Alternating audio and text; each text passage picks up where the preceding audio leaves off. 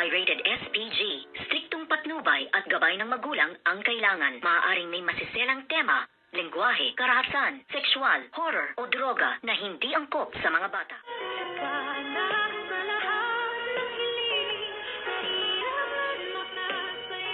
Evening and welcome sa aking munting channel. Dito nga ay talagang pinuntahan nito ngang si Doktora Zoe, ito ngang kanyang minamahal na si Dax, na kung saan nga ay ang bus terminal na kilang pinuntahan ay dito nga sa Valenzuela City, na kung saan ay dito nga naghahabulan itong si Dr. Lyndon Javier at si Doktora Annalyn Santos, at meron pa ngang isang matanda na nagbebenta nga ng itlog ng pugo dito nga kay Zoe. At sinabi nga ng isang matanda na bumili ka na at ako ay hindi pa kumakain. At ang sagot nga dito ni Zoe ay, bakit po hindi nyo kainin ang inyong paninda? Hindi maaari, at ito ay may puhunan, kung kaya't pinilit nga ng matanda na pagbentahan itong ang si Zoe ng kanyang mga paninda. At dito nga ay nasabi ng isang matanda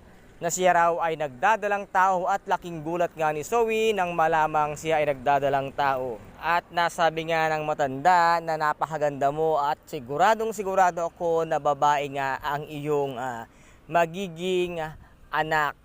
At dito naman ay tuwang-tuwa si Zoe, kung kaya't nasabi nga niya na papakyawin niya na ang lahat ng paninda nitong ang alay na nagbebenta nga ng itlog ng pugo. At paglinga nga niya ay bigla niyang nakita itong si Doktora Annalyn Santos na kanyang kinabigla, at agad-agad nga siyang naupo at nagkubli. At bigla namang dumating itong ang si Dax, at sinabi nga niya kay Dax na nakita ko si Annalyn, kung kaya tara na nga. At agad-agad nga sila umalis, ngunit nahabol nga sila itong si Dr. Lyndon, at dito nga ay nagpang-abot pa itong si Doc Lyndon at itong ang si Dax, at nagkasuntukan pa nga silang dalawa. At dito nga ay bigla na nga ding sumulpot si Doktora Annalyn Santos, at umabot na nga sa kaalaman ng lahat na itong ang si Dax at si Zoe ay talagang magkasama nga. And guys, ito po ang ating pakaaabangan bukas dito nga sa Abot Kamay na pangarap, na kung saan ay napaka-intense at kapanapanabik ang bawat eksena. At kung nagustuhan po ninyo ang aking videos for today, paki-subscribe na lamang po ng aking channel,